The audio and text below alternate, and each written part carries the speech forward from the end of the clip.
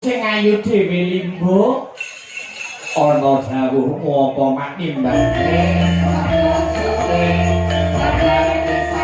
iya kuwi Mas Yuda Bakiyat diaturi minggah ana ing pepanggungan ikut serta menyapa warga masyarakat kaben ngregengke kahanan wayangan ana ing Desa Grogol kanthi adicara selanaken bengi iki ya. Nah, ya wis kok dawuh.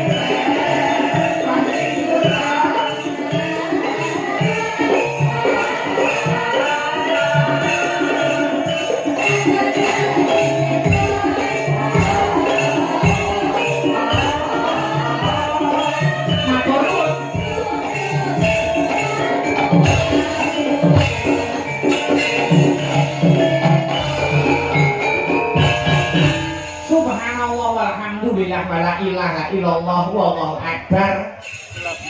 Yo anakku sing setitik-titik, anakku sing ayu dhewe limbo. Ana dawuh apa maknimbali karo anakmu aku. Nganggo leren ora ketang nggo sak ketara ya no. Iya. Ngesokake dawuhmu man. Beniki ora ana tembung sing luwih endah kang kudu tak ucapake. Iya. Kejaba mung ucapan lan ungkapan muja lan muji syukur marang ngarsaning Gusti kang murbeng dumadi Tuhan yang Maha Esa Allah Subhanahu wa taala juang widiwasa ngono ya Mak. Sing wis mawimbarake keberkahan kang sarta kenikmatan. Becik nikmat sehat, nikmat sempat, nikmat iman. Saengga aku karo kowe sak rombongan bengi iki bisa manunggal kang sarta tetunggalan ana ing adicara bengi iki nopo ngono ya Mas. Iya. Ngesokake dawuh tanpa nikmat lan barokah Gusti Allah awake dhewe ora bisa ketareng sowan ana ing kene. Pancen bener kapara nyata lah banjur bengi iki kok sajak gayeng gumarenggeng. Bengi iki mengeti adicara apa, Mas? Iki ngene ya, Nak. Heeh. Adicarane bengi iki tidak lain dan tidak bukan. Kuwi agenda rutin tiap tahun. Agenda rutin tiap tahun. Maneka warna sing dadi jenenge.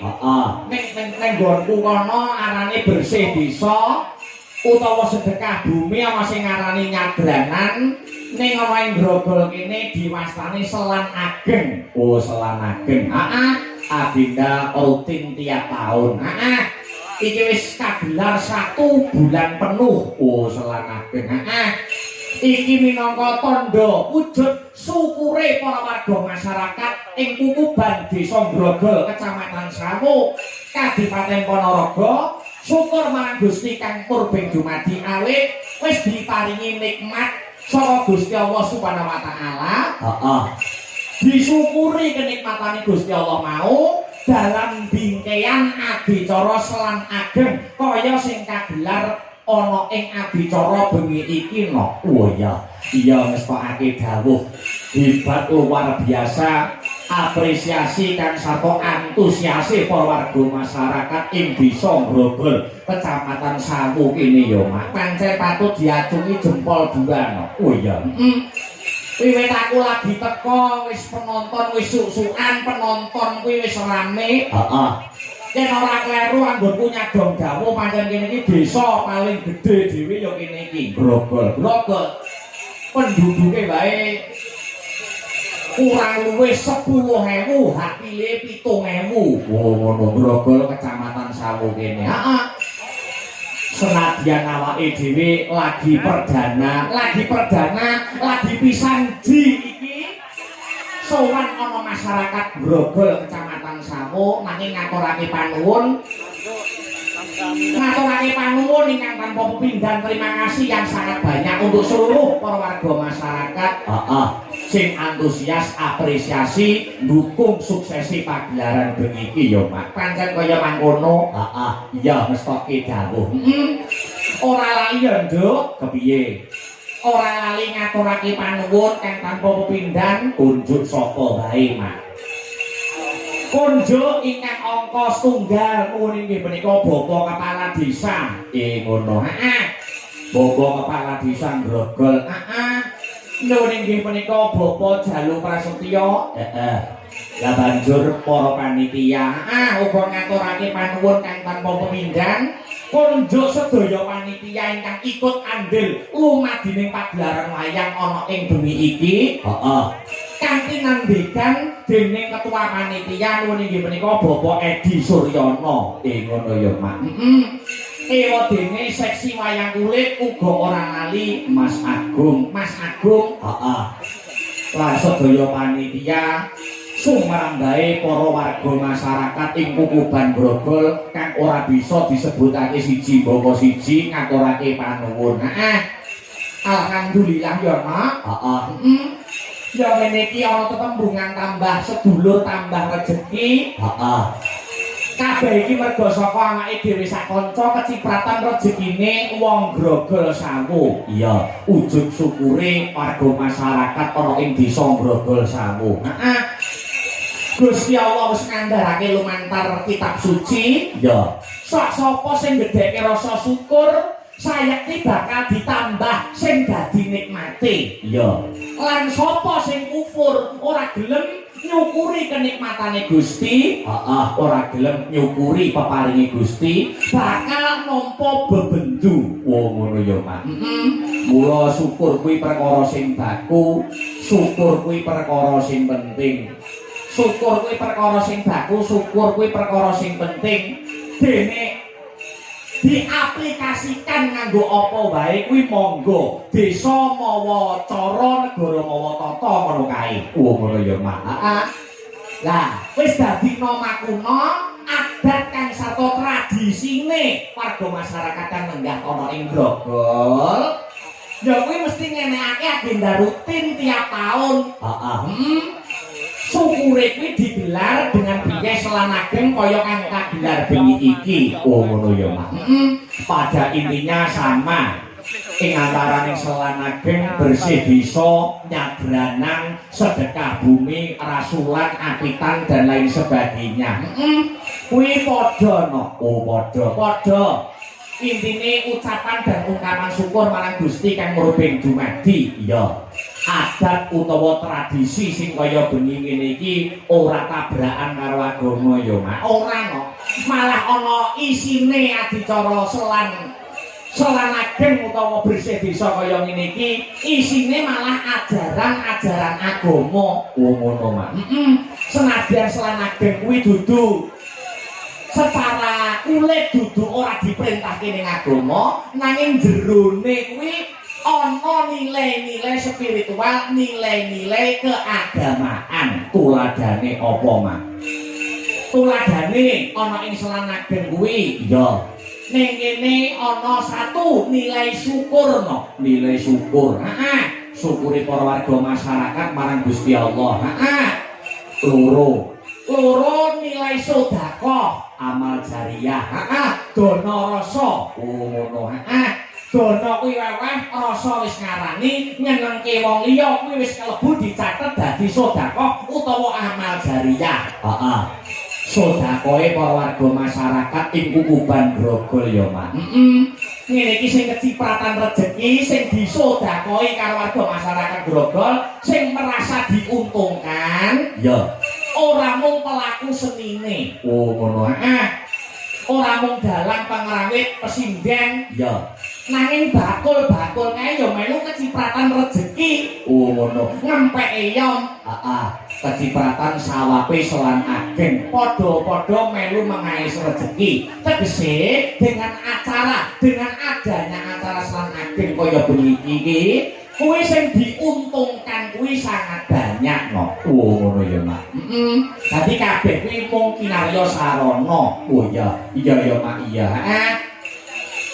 ana nilai syukur angka 1 angka 2 nilai sedekah banjur angka 3 silaturahmi iya nyambung tali silaturahmi nyambung tali persaudaraan wabil khusus ya kuwi ing antaraning awake dhewe sing lagi perdana sepisan iki sowan ana ing Grogol nyambung tali silaturahmi nambah dulur karo warga masyarakat ana ing desa Grogol kecamatan Sawono iya ya Mak dadi dulure saya akeh kenal karo Bapak Kepala Desa Bapak Jalu Prasetyo iya kenal karo kabeh panitia kang sarta warga masyarakat ing Grogol kecamatan Sawo iya ya Mak iya tek bengi iki acara selan ageng kuwi disumbutke adicarane disumbutke kok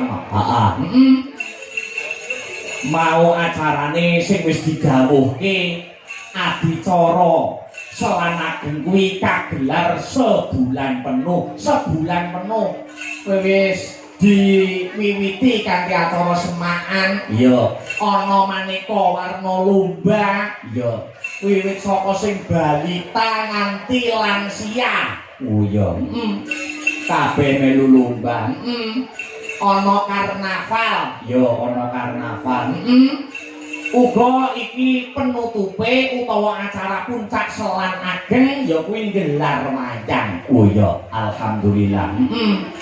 alhamdulillah bengi iki awake dhewe sing ketiban sampur mergo saka voting masyarakat ngono ya Mak dadi sing milih dalang kuwi masyarakat pancen wis dadi kersane Bapak Kepala Desa Bapak Panitia kang sarta seluruh para warga masyarakat untuk tahun ini ana ing acara selan ageng miturut voting utawa masyarakat suara masyarakat pancen ngersake dalange kuwi dalang sing isik Joko dalang ganteng urung kambon karo wong wedok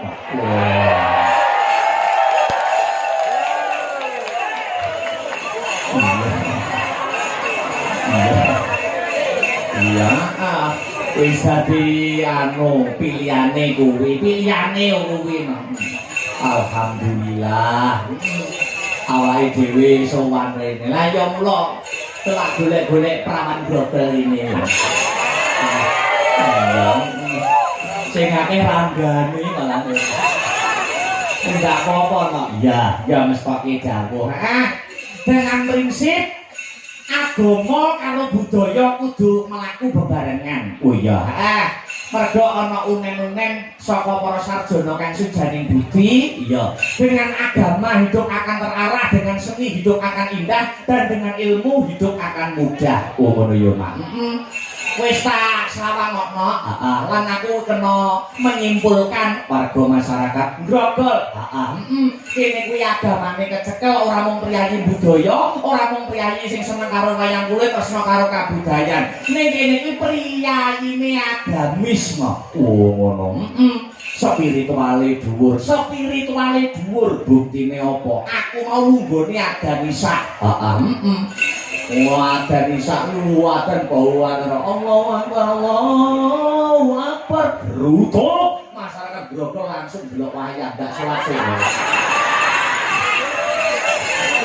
Lah salat rakuman nggon ora apa-apa, mul kan mulih nek salat ngono. Iya, iya. Iya wis pakai dakwah. Sing penting ora iso matur apa-apa, sing baku ndonga. Oh ya. Ndongake ngelaki desane nirakati grogol. Ya. Muga-muga sakrampunge seluruh rangkaian adicara Selan Ageng utawa bersih desa wujud tandha syukure warga masyarakat Grogol Kecamatan Samuk. Heeh. Desa Grogol dadi desa sing baldatun, Toyibatun, Barokun Gofur, Gemah Ripah Rojinami Kertotata Turaharja, Murah Sandang lawan pangan, Cina ketok ing kamulyan, tinebena saka bencana alam. Muga-muga warga masyarakat Grogol sing pinaringan gerah ndang waras ndang mari ya Allah.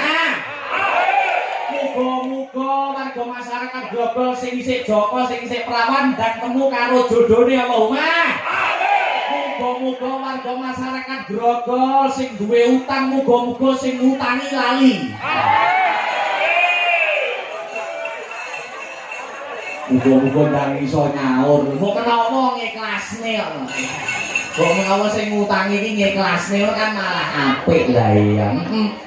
Jebul kae sing tak anti-anti wis tak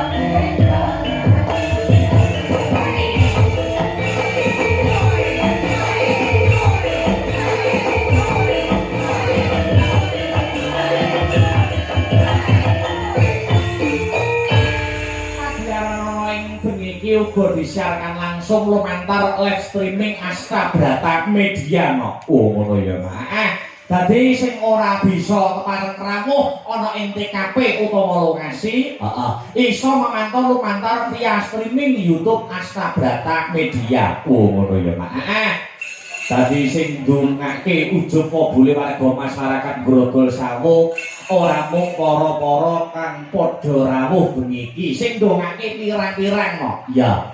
Klebu sing nonton sing mirsani lumantar via streaming YouTube Asta Brata Media padha ndongake warga masyarakat Grogol kang bengi iki ngenengake adicara ya kuwi selanageng. Oh ngono ya Mak. Ahli sufi mengatakan dongane wong 40 babak timbang karo dongane wali siji. Oh iya. Jadi sing rawuh iki pirang-pirang ketambahan sing memonitor lumantar via streaming. Oh iya, ya alhamdulillah wa syukurillah sing ndongake akeh sing ndongake pirang-pirang Pak insyaallah bisa ngrogol pinaringan berkah kang sarta barokah. Wiwit sore adicarane wis rame.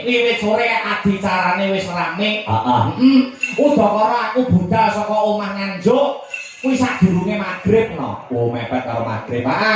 Alhamdulillah iso tepat waktu, tak kira randa, tak kira telak. Iya.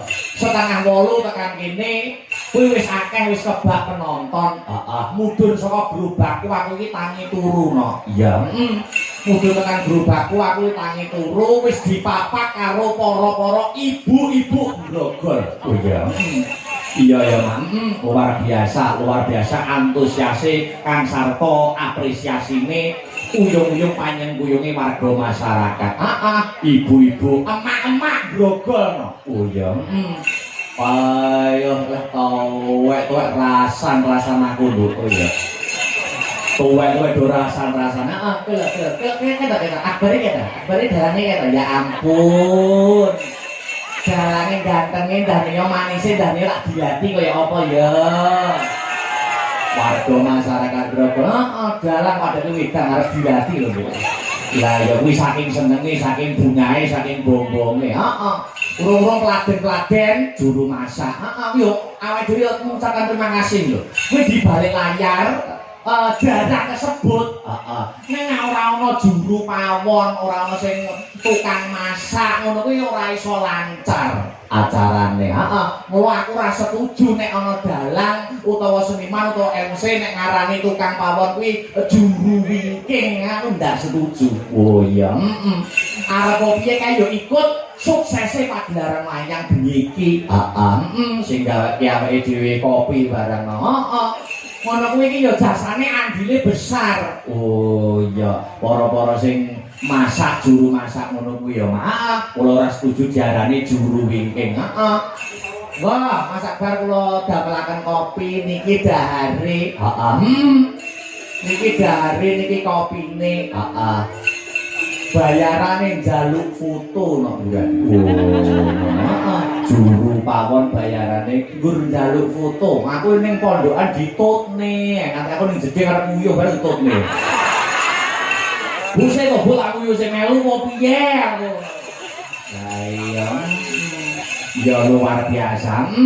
Yo, iki saka kersane Bapak Kepala Desa kang sarta sedaya panitia sumrambahing para warga masyarakat ing Grogol, Kecamatan Sawu, Kadipatene Ponorogo.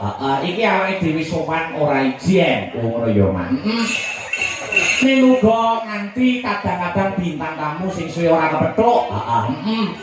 Ya kuwi Kang Masku sing mijil saka Ngawi. Sing daleme Ngawi ya kuwi Mas Yuda Bakiyah. Diaturi minggah ana ing pepanggungan ikut serta menyapa warga masyarakat karben ngregengke kahanan wayangan ana ing Desa Grogol kanthi adicara selanageng bengi iki ya. Nah, ya wis kok dawuh. Dicawiske kembang cempaka. Kala Mas Yuda kula aturi minggah wonten ing pepanggungan. Ayo, monggo selamat dadosa ya.